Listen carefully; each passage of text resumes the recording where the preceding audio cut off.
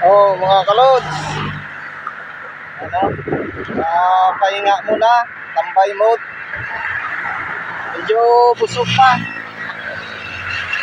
So, kumain tayo doon sa may Guzman Street sa Malpurniao area. Sa Lux.